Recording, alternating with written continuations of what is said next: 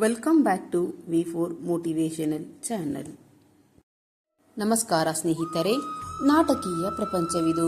ನಂಬಿಸಿ ಮುಳುಗಿಸುವ ಸಮಾಜದಲ್ಲಿ ಬದುಕುತ್ತಿರುವೆವು ನಾವು. ಜಾಗೃತಿ ಇರಲಿ. ಸಹನೆ ಇರುವವರೆಗೆ ಅಷ್ಟೇ ಅಲ್ಲ, ಉಸಿರು ಇರುವವರೆಗೂ ಹೋರಾಡುತ್ತಲೇ ಇರಿ. ಯಶಸ್ಸು ನಿಮ್ಮದಾಗುತ್ತದೆ, ಹಾಗೆ ಸೋಲು ನಿಮ್ಮ ಗುಲಾಮವಾಗುತ್ತದೆ. ಹಣವಿದ್ದರೆ ಮಾತ್ರ ಬರುವ ಬಂಧುಗಳು, ಅಂದವಿದ್ದರೆ ಮಾತ್ರ ಉಂಟಾಗುವ ಪ್ರೇಮ, ಅವಶ್ಯಕತೆಗಾಗಿ ಜೊತೆಗೂಡುವ ಸ್ನೇಹ ಯಾವತ್ತೂ ಶಾಶ್ವತವಲ್ಲ ಎಂಬುದನ್ನು ನೆನಪಿಟ್ಟುಕೊಳ್ಳಿ. ಅಂತಹವರಿಂದ ಆದಷ್ಟು ದೂರವಿರಿ. ಜೀವನ ಪ್ರಶಾಂತವಾಗಿ ಇರುತ್ತದೆ. ನಾವು ಬದುಕುತ್ತಿರುವುದು ನೀತಿ ನಿಜಾತಿಯ ಪ್ರಪಂಚದಲ್ಲಿ ಅಲ್ಲ, ನಿಂದಿಸುವ ಪ್ರಪಂಚದಲ್ಲಿ. ಇಲ್ಲಿ ಬೆಳೆಯುವವರ ಮೇಲೆ ಎಲ್ಲರ ಕಣ್ಣುಗಳು. ಅದರಲ್ಲಿಯೂ ಮುಖ್ಯವಾಗಿ ಬಂಧು ಬಾಂಧವರಿಗೆ ತಮ್ಮವರ ಬೆಳವಣಿಗೆ ಸಹಿಸಲು ಕಷ್ಟ ಸಾಧ್ಯ. ಮೇಲ್ನೋಟಕ್ಕೆ ಸಂತೋಷ ಪಡುವರು, ಆದರೆ ಒಳಗಡೆ ಅಸೂಯೆ ಭಾವನೆ ಕಟ್ಟೊಡೆಯುತ್ತದೆ. ಜಾಗೃತಿಯಿಂದ ಇರಿ. ಒಬ್ಬರನ್ನು ಪ್ರೀತಿಸುವಷ್ಟು ಉನ್ನತ ಮನಸ್ಸು ಇಲ್ಲದಿದ್ದರೂ ತೊಂದರೆ ಇಲ್ಲ, ಆದರೆ ಮೋಸ ಮಾಡುವಷ್ಟು ಕೆಟ್ಟ ಗುಣ ಇರಬಾರದು. ಇದು ನಿಮ್ಮ ಜೀವನವನ್ನು ಸಹ ನಾಶ ಮಾಡುತ್ತದೆ. ಈ ಪ್ರಪಂಚದಲ್ಲಿ ಪ್ರತಿಯೊಬ್ಬರೂ ಒಂದಲ್ಲ ಒಂದು ರೀತಿಯಲ್ಲಿ ಸ್ವಾರ್ಥಪರರೇ. ಹೊರಬೀಳುವುದಕ್ಕೆ ಸ್ವಲ್ಪ ಸಮಯ ತೆಗೆದುಕೊಳ್ಳುತ್ತದೆ. ಒಂದೊಂದು ಬಾರಿ ಈ ಜೀವನ ಅರ್ಥವೇ ಆಗುತ್ತಿಲ್ಲವಲ್ಲ ಎನಿಸುತ್ತದೆ. ಆಸೆ ಪಟ್ಟದ್ದು ಯಾವತ್ತೂ ಸಿಗುತ್ತಿಲ್ಲವೆಂದು ಬೇಸರವಾಗುತ್ತದೆ. ಆಸೆ ಪಟ್ಟ ಎಲ್ಲವೂ ಸಿಗುವುದಿಲ್ಲ, ಅಂದುಕೊಂಡಿದ್ದು ಎಲ್ಲವೂ ನಡೆಯುವುದಿಲ್ಲ.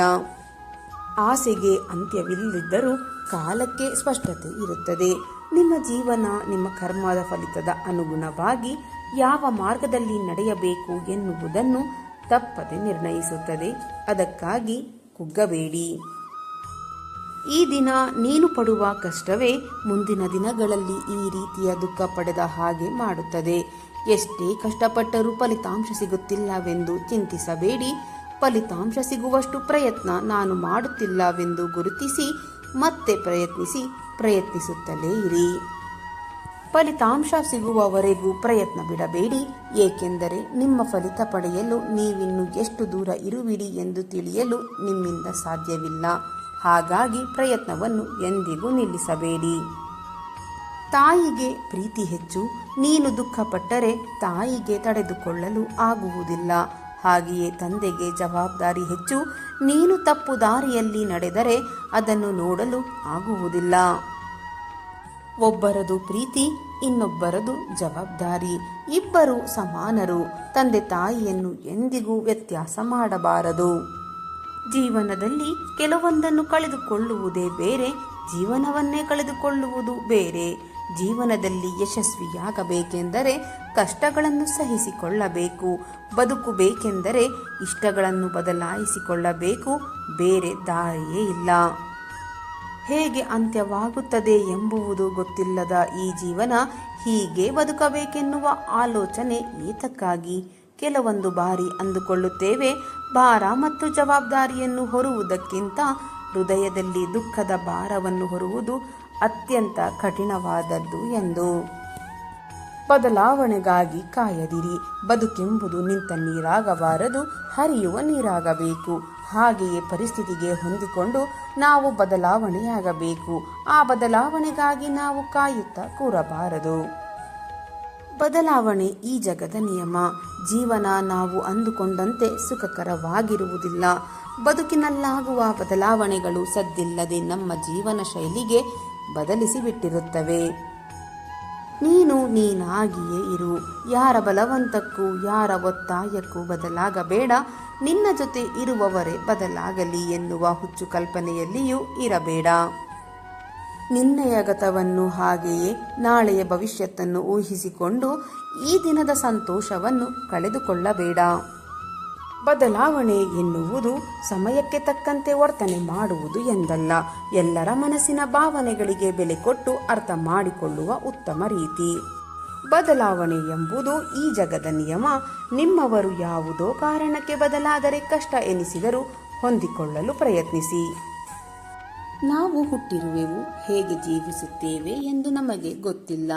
ಆದರೆ ಒಂಟಿಯಾಗಿ ಹೋಗುವೆವು ಎಂಬುವುದು ಎಲ್ಲರಿಗೂ ಗೊತ್ತು. ಅದಕ್ಕಾಗಿ ಯಾವತ್ತೂ ಇತರರ ಮೇಲೆ ಅವಲಂಬಿತರಾಗಬೇಡಿ. ಮಕ್ಕಳಿಗೆ ಆಟದ ಗೊಂಬೆ ಕೊಡದಿದ್ದರೆ ಸ್ವಲ್ಪ ಹೊತ್ತು ಅಳುತ್ತಾರೆ, ಆದರೆ ಸಂಸ್ಕಾರ ಕೊಡದಿದ್ದರೆ ಜೀವನ ಪೂರ್ತಿ ಅಳುತ್ತಲೇ ಇರುತ್ತಾರೆ. ಹಾಗಾಗಿ ಮಕ್ಕಳಿಗೆ ಏನು ಕೊಡದಿದ್ದರೂ ಪರವಾಗಿಲ್ಲ, ಕನಿಷ್ಠ ಸಂಸ್ಕಾರವನ್ನಾದರೂ ನೀಡಿ. ಅವರಿಗೆ ಅರಿವಾಗದಂತೆಯೇ ದೂರ ಬಂದು ಬಿಡಿ, ಏಕೆಂದರೆ ಕೊನೆಯಲ್ಲಿ ಉಳಿಯುವುದು ನೀವು ಮಾತ್ರ. ಪ್ರೀತಿ ಎಂಥವರನ್ನು ಬೇಕಾದರೂ ಬದಲಾವಣೆ ಮಾಡುತ್ತದೆ. ಅದೇ ರೀತಿ ಹಣ ಮತ್ತು ಅಂತಸ್ತು ಕೂಡ ಎಂಥವರನ್ನು ಬೇಕಾದರೂ ಬದಲಾವಣೆ ಮಾಡುತ್ತದೆ. ಇವತ್ತಿನ ದಿನಗಳಲ್ಲಿ ಎಷ್ಟು ಕಡಿಮೆ ಮಾತನಾಡಿದರೆ ಅಷ್ಟು ಬೆಲೆ, ಎಷ್ಟು ದೂರದಲ್ಲಿದ್ದರೆ ಅಷ್ಟು ಗೌರವ. ಜೀವನದಲ್ಲಿ ಎಷ್ಟೇ ಸಂಪಾದಿಸಿದರೂ ಗತವನ್ನು ಕೊಂಡುಕೊಳ್ಳಲು ಯಾರಿಂದಲೂ ಸಾಧ್ಯವಿಲ್ಲ. ಪ್ರತಿ ಬಾರಿಯೂ ನೀವೇ ಸೋಲುತ್ತಿರುವೆನೆಂದು ದುಃಖ ಪಡುವ ಬದಲು ಏತಕ್ಕಾಗಿ ಸೋಲುತ್ತಿರುವೆನೆಂದು ಒಮ್ಮೆ ಯೋಚಿಸಿ, ಆಗ ಸೋಲು ನಿಮ್ಮ ಕಡೆ ತಿರುಗಿಯೂ ಸಹ ನೋಡುವುದಿಲ್ಲ. ಪರಿಸ್ಥಿತಿಗಳು ಎಷ್ಟೇ ಕಠಿಣವಾಗಿ ಇದ್ದರೂ ನಾವು ನಾವಾಗಿಯೇ ಇರುವುದು ನಿಜವಾದ ಧೈರ್ಯ ಮತ್ತು ನಿಜವಾದ ವ್ಯಕ್ತಿತ್ವವೂ ಕೂಡ ಹೌದು. ಕೆಲವರು ನಿಮಗೆ ಬೆಲೆ ಕೊಡಲಿಲ್ಲವೆಂದು ನಿಮ್ಮ ಬೆಲೆ ಏನು ಕಡಿಮೆಯಾಗುವುದಿಲ್ಲ. ನಿಮ್ಮ ಜೀವನ ನಿಮಗೆ ಅತ್ಯಂತ ಮೌಲ್ಯಯುತವಾಗಿರುತ್ತದೆ. ಬೆಲೆ ಇಲ್ಲದ ಜಾಗ, ಬೆಲೆ ಕೊಡದ ಮನುಷ್ಯರೊಂದಿಗೆ ಹತ್ತಿರ ಇರುವುದಕ್ಕಿಂತ ದೂರ ಇರುವುದೇ ತುಂಬಾ ಒಳ್ಳೆಯದು. ಇದರಿಂದ ನೀವು ಕಳೆದುಕೊಳ್ಳುವುದು ಏನೂ ಇಲ್ಲ. ನಿಮ್ಮಂತಹ ಒಳ್ಳೆಯ ವ್ಯಕ್ತಿಯನ್ನು ಕಳೆದುಕೊಳ್ಳುವುದರಿಂದ ಅವರಿಗೆ ನಷ್ಟವೇ ಹೊರತು ನಿಮಗಲ್ಲ. ಅಂತಹ ವ್ಯಕ್ತಿಗಳ ಕಡೆಗೆ ತಿರುಗಿಯೂ ನೋಡಬೇಡಿ. ನಮ್ಮ ಆತ್ಮಸಾಕ್ಷಿಗಾಗಿ ನಾವು ಜೀವಿಸಿದರೆ ಸಾಕು. ನಮಗೆ ಯಾರೂ ಬೆಲೆ ಕೊಟ್ಟಿಲ್ಲವೆಂದು ಕಿಂಚಿತ್ತು ಬೇಸರ ಪಡುವ ಅಗತ್ಯವಿರುವುದಿಲ್ಲ. ನಿಮಗೆ ಏನು ಕೊಡಬೇಕು ಎನ್ನುವುದು ಆ ಭಗವಂತ ಕೊಟ್ಟೇ ಕೊಡುತ್ತಾನೆ. ಧೈರ್ಯವಾಗಿ ಇರಿ. ಯಾವತ್ತೂ ಕೂಡ ಇತರರ ಸಹಾಯಕ್ಕಾಗಿ ಕಾಯಬೇಡಿ. ನೀವೇ ಇತರರಿಗೆ ಸಹಾಯ ಮಾಡುವ ಸ್ಥಾನಕ್ಕೆ ಬೆಳೆಯಲು ಪ್ರಯತ್ನಿಸಿ. ಕಳೆದು ಹೋದ ಕಾಲವನ್ನು ಮತ್ತೆ ಮರಳಿ ತರಲು ಆಗುವುದಿಲ್ಲ. ಮತ್ತೆ ಏತಕ್ಕಾಗಿ ಅಲ್ಲಿಯೇ ಇದ್ದು ಬಿಡುವಿರಿ? ಕಾಲವೇ ನಮಗೆ ಕಲಿಸಿದ ಪಾಠ ಮುಂದಕ್ಕೆ ಹೇಗೆ ಹೋಗಬೇಕು ಎಂದು ಅಲ್ಲವೇ?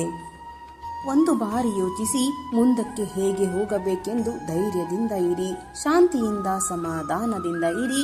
ಖಂಡಿತವಾಗಿಯೂ ಎಲ್ಲವೂ ಒಳ್ಳೆಯದೇ ಆಗುತ್ತದೆ. ಯಾವ ಜನರು ನಮ್ಮ ಕಷ್ಟ ಕಾಲದಲ್ಲಿ ಆಗುವುದಿಲ್ಲವೋ ಅಂತಹ ಜನರು ನಮ್ಮ ಸುಖದಲ್ಲಿ ಪಾತ್ರರಾಗಲು ಅರ್ಹರಲ್ಲ. ಕೆಲವೊಂದು ಸಮಯದಲ್ಲಿ ದೃಢವಾಗಿ ನಿಲ್ಲುವುದು ಒಂದೇ ನಿಮ್ಮ ಆಯ್ಕೆಯಾಗಿರುತ್ತದೆ. ಬೇಡವಾದ ವಿಷಯಗಳಿಂದ ದೂರವಿದ್ದರೆ ಬೇಕಾದಷ್ಟು ನೆಮ್ಮದಿ ಸಿಗುತ್ತದೆ.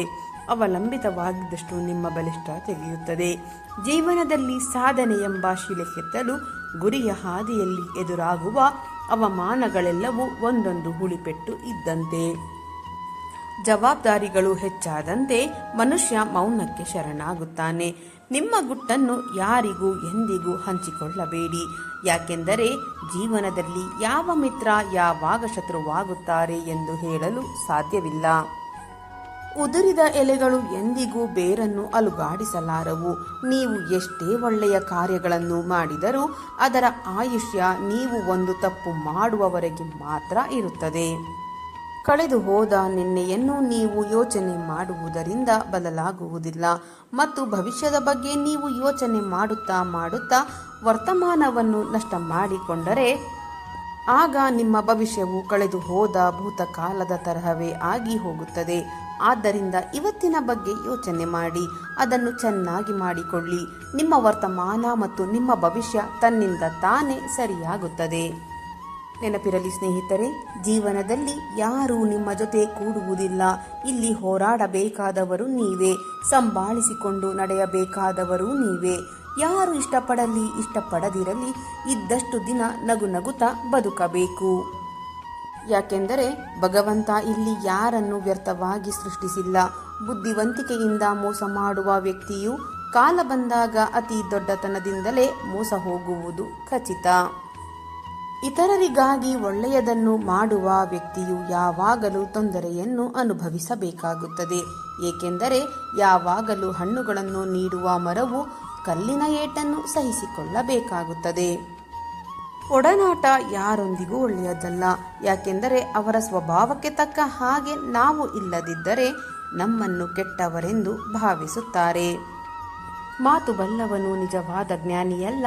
ಎಲ್ಲಿ ಮಾತನಾಡಬೇಕು ಎಂಬುವುದನ್ನು, ಎಲ್ಲಿ ಮೌನವಾಗಿರಬೇಕು ಎಂಬುವುದನ್ನು ತಿಳಿದವನೇ ನಿಜವಾದ ಜ್ಞಾನಿ. ಒಂಟಿಯಾಗಿ ಬದುಕಲು ಸಿದ್ಧರಾಗಿರಿ. ಕೆಲವರು ಇದ್ದಕ್ಕಿದ್ದಂತೆ ಬದಲಾಗುತ್ತಾರೆ. ಇಂದು ನೀವು ಅವರಿಗೆ ಮುಖ್ಯ, ನಾಳೆ ನೀವು ಅವರಿಗೆ ಏನೂ ಅಲ್ಲ.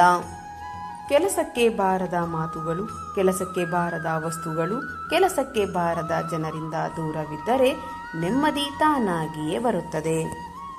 ಯಾವುದಕ್ಕಾಗಿ ಚಿಂತೆ, ಯಾವುದಕ್ಕಾಗಿ ದುಃಖ ಪಡುತ್ತಿದ್ದೀರಾ? ನಿನ್ನೆ ಇದ್ದ ಖುಷಿಯೇ ಇವತ್ತು ಇಲ್ಲ ಎಂದ ಮೇಲೆ ಇಂದು ಇರುವ ದುಃಖ ನಾಳೆ ಇರುತ್ತದೆಯೇ?